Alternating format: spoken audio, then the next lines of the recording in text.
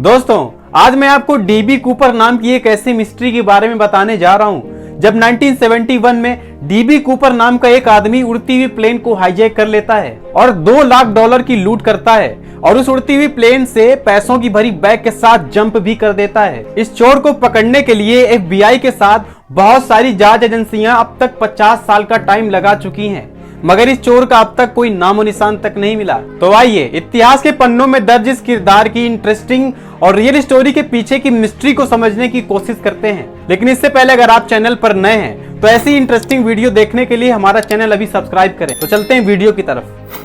इस स्टोरी की शुरुआत होती है 24 नवंबर 1971 में पोर्टलैंड से, जब डैन कूपर नाम का एक आदमी ब्लैक सूट में ब्लैक बैग लेकर एक जेंटलमैन की तरह अमेरिका के पोर्टलैंड एयरपोर्ट पर पहुंचता है और टिकट काउंटर को अपने बोइंग 727 प्लेन में अपने लिए $20 का पोर्टलैंड से सिएटल की एक तरफा टिकट बुक कराता है। उस टाइम अमेरिका के एयरपोर्ट्स में कुछ खास सिक्योरिटी नहीं रहती थी, जिसकी वजह से ना तो पैसेंजर की चेकिंग की जाती थी और ना ही पैसेंजर के आईडी प्रूफ की। इसी बात का फायदा उठाते हुए डैन कूपर आसानी से प्लेन के अंदर इंटर कर जाता है। प्लेन के टेक ऑफ करने के कुछ ही देर बाद डैन कूपर अपने लिए एक ड्रिंक ऑर्डर करता है। यहाँ तक तो सब नॉर्मल चल रहा होता है और प्लेन का सफर भी 30 मिनट का ही होता है। इसीलिए कूपर अपने पास में खड़ी फ्लोरेंस सैफनर नाम की एक फ्लाइट अटेंडेंट को पास बुलाकर उसे एक पर्ची देता है। फ्लाइट अटेंडेंट को लगता है कि कूपर उनके साथ फ्लर्ट कर रहा है, इसलिए वो उस पर्ची को अपने पर्स में डाल लेती है। लेकिन फिर कूपर उसकी तरफ झुककर धीरे से उस पर्ची को पढ़ने के लिए कहता है। जब फ्लाइट अटेंडेंट उस पर्ची को पढ़ती है तो वो डर की वजह से कांपने लगती है। दरअसल उस पर्ची में लिखा था कि उसकी बैग में बम है। इसके पढ़ने के बाद अटेंडेंट घबराकर उसके बगल में बैठ जाती है। इसके बाद कूपर उसे अपना बैग खोलकर दिखाता है, जिसमें डायनामाइट की 8 स्टिक और एक डेटोमीटर मौजूद था, जिसका सीधा मतलब ये था कि प्लेन हाईजैक हो चुका है। कूपर अटेंडेंट से 3 डिमांड करता है। पहला ये कि उसे 2 पैरासूट चाहिए, दूसरा ये कि उसे 5 बजने के पहले पहले $2 लाख कैश चाहिए और तीसरा ये कि पोर्टलैंड एयरपोर्ट पर एक रिफ्यूलिंग ट्रक रेडी चाहिए था। कूपर ने अटेंडेंट से ये भी कहा कि अगर उसकी इन तीनों डिमांड में से एक भी डिमांड पूरी नहीं होती या फिर अगर उसे कोई प्रॉब्लम होती है तो वो पूरे प्लेन को बम से उड़ा देगा। प्लेन के पायलट कूपर की सभी डिमांड्स को सिएटल की एयर ट्रैफिक कंट्रोल रूम तक पहुंचा देते हैं। ये खबर FBI और पुलिस तक पहुंच जाती है। कुल मिलाकर सभी को पता चल चुका होता है कि प्लेन हाईजैक हो चुका है। एयर होस्टेस जब पायलट की केबिन से वापस आती है तो देखती है कि डैन कूपर आराम से पीछे की सीट में बैठा हुआ ड्रिंक पी रहा है, जैसे कि कुछ हुआ ही ना हो।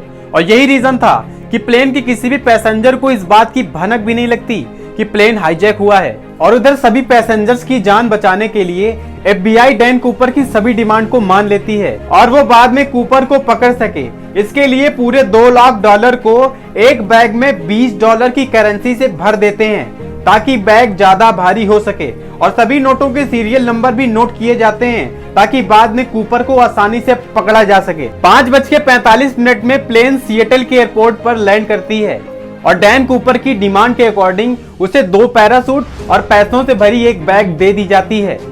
इसके बाद डैन कूपर प्लेन में मौजूद सभी 36 पैसेंजर्स को बड़ी आसानी से उतरने देता है। वो प्लेन में 2 पायलट, एक फ्लाइट इंजीनियर और एक फ्लाइट अटेंडेंट को रहने के लिए कहता है।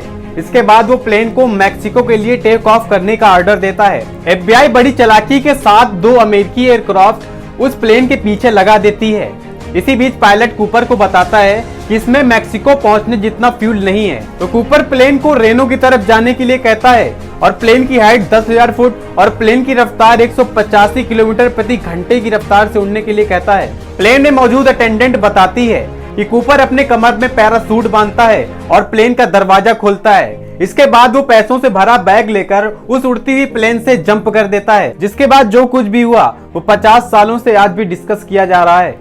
कुछ देर बाद जब प्लेन रेनो एयरपोर्ट पर लैंड करती है तो FBI और पुलिस के द्वारा काफी छानबीन की जाती है, लेकिन उसमें कहीं भी बॉम्ब नहीं मिलता। लेकिन काफी छानबीन के बाद डैन कूपर की एक टाई, एक बैग और एक पैरासूट जरूर मिलता है और इस बात का भी अभी तक खुलासा नहीं हो पाया कि डैन कूपर ये सारे सामान जानबूझकर पुलिस और FBI को गुमराह करने के लिए छोड़ के गया था या फिर ये धोखे से छूट गया था।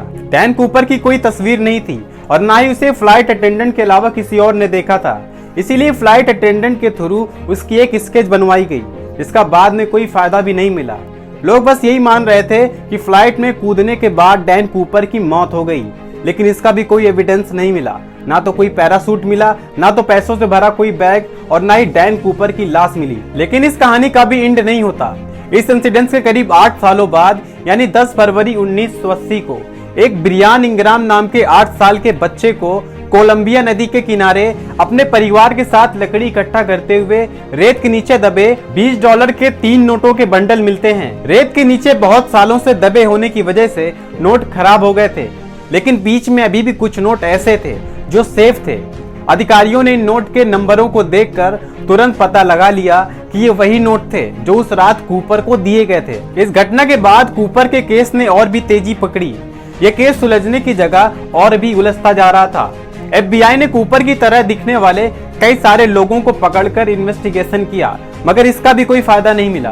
कई थ्योरीज का यह भी कहना था कि डैन कूपर एक ट्रेंड मिलिट्री ऑफिसर था, क्योंकि जो पैरासूट वो जहाज में छोड़ गया था उससे भी ज्यादा मुश्किल था उस पैरासूट को खोलना जो वो अपने साथ लेके कूदा था। डीबी कूपर की इस हाईजैकिंग वाली घटना के 45 सालों बाद यानी साल 2016 में FBI के द्वारा इस फाइल को बंद कर दिया गया। डीबी कूपर कौन था और चोरी करने के बाद कहां चला गया, इस बात का तो कभी पता नहीं चल पाया, लेकिन वो दुनिया के सबसे शातिर चोरों में से एक बन गया। इसके साथ ही वो अमेरिका की सबसे मशहूर हस्तियों में भी शुमार हो गया, क्योंकि इसकी चालाकी से सभी हैरान थे। दोस्तों, डीबी कूपर के बारे में आपकी क्या राय है, हमें कमेंट करके जरूर बताएं। तो मिलते हैं अगली वीडियो में, तब तक के लिए जय हिंद।